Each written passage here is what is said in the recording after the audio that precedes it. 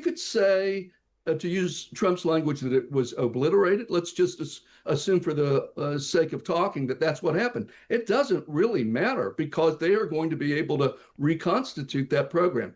They've had a capability for 20 years.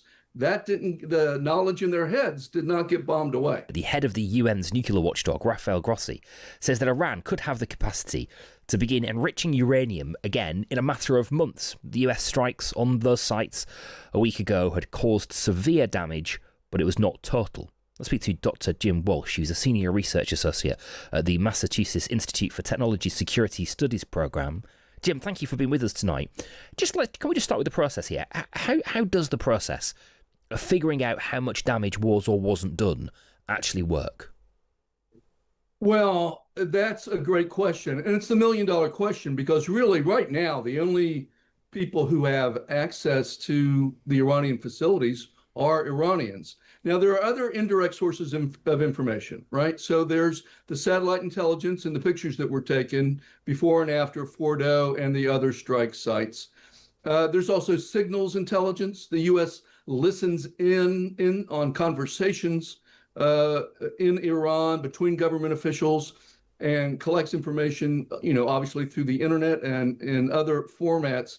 And that's all pieced together along with human intelligence to try to make some assessment of what happened. I mean, part of it is also assessing whether the weapons functioned as they were supposed to function. Did they land where they were supposed to land? So there are lots of little bits that go into the chain of, does dropping a bomb cause this amount of damage? But it is early days and no one really knows. I doubt the Iranians really know, but they'll know soon. What would the damage have had to have looked like, do you think, for it to have had a meaningful impact on the production of a possible bomb? It would be impossible to have any impact. This is the story we keep telling ourselves, right, that we can bomb our way, use military force towards a settlement here. That is not going to work. Why? Grossi said it in his CBS interview today. He said Iran has a substantial industrial capability. He expects their civilian nuclear program to continue. He expects that, as they said prior to the strike, they took precautions. So that probably means that the 400 kilograms of 60% enriched uranium left Fordo before it was bombed and was moved to a safe location. Right. It probably means there's centrifuge parts or centrifuges that are not damaged that are hidden elsewhere in the country. So, we could say, to use Trump's language, that it was obliterated. Let's just assume for the sake of talking that that's what happened. It doesn't really matter because they are going to be able to reconstitute that program. They've had a capability for 20 years. The knowledge in their heads did not get bombed away. Neil has been in touch to make a sort of similar point, actually. He says, it seems to me the media are misrepresenting the comments. Having watched his actual TV interview, he said that we didn't know what damage had been done, but that the country clearly had nuclear expertise and could get going again in a few months' time. That could be starting again from scratch. It doesn't mean that Iran's program has only been put back by a few months, which is the point you're making. And I guess I suppose the sort of conclusion that we can draw from that then, Jim, is that there is absolutely nothing you, I, or the President of the United States or Israel can do to stop Iran from having a nuclear bomb if they want one. And Daryl, the crucial phrase in that sentence, which I completely agree with, is if they want one. Now, back in 2007, 18 years ago, the U.S.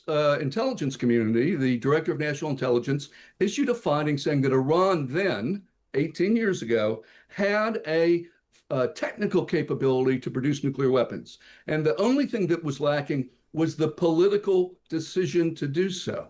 But we have held that political decision in abeyance for 18 years. They have come up to the brink and never crossed it. Part of that was that we had for some time an agreement, the Iran nuclear agreement, that had robust inspection in Iran and gave confidence to everyone involved that Iran was complying with its obligations and not moving any closer to a bomb. That was working. Then Trump ripped it up, and then that paved the way. It's not just Trump, obviously. Israel saw a political opportunity, no change in the threat environment, but saw a political opportunity and took it and bombed them. They think that it's a good idea. I think it's going to backfire. I think what you've done is tick them off.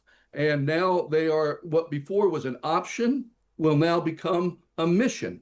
That's what I fear. Okay. And if it becomes a mission, they have the capability to reconstitute. On that note then, Jim, you have been to Iran to talk to officials about nuclear issues.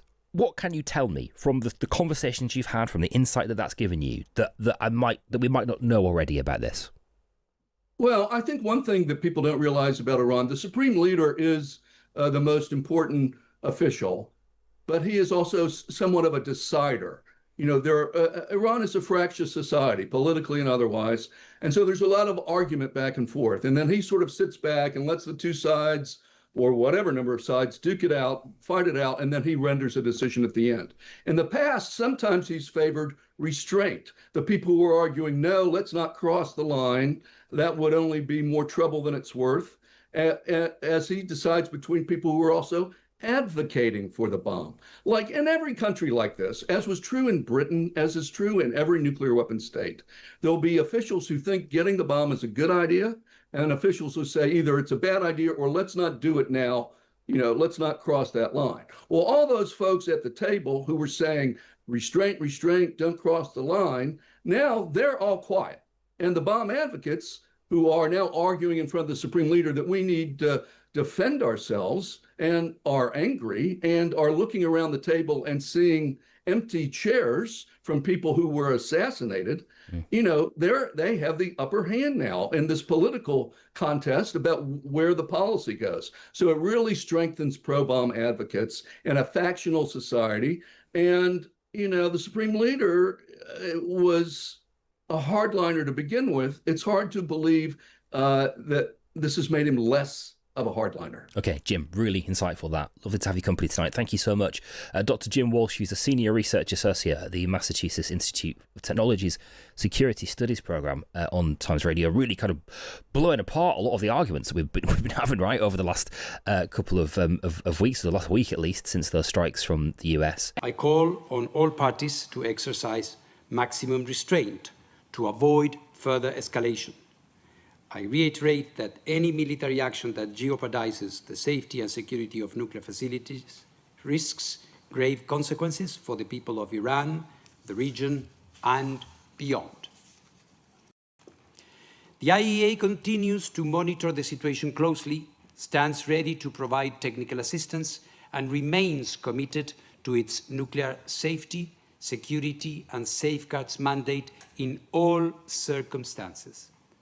I stand ready to engage with all relevant parties to help ensure the protection of nuclear facilities and the continued peaceful use of nuclear technology in accordance with the agency mandate, including deploying agency nuclear security and safety experts in addition to our safeguards inspectors in Iran, wherever necessary, to ensure that nuclear installations are fully protected and continue to be used exclusively for peaceful purposes.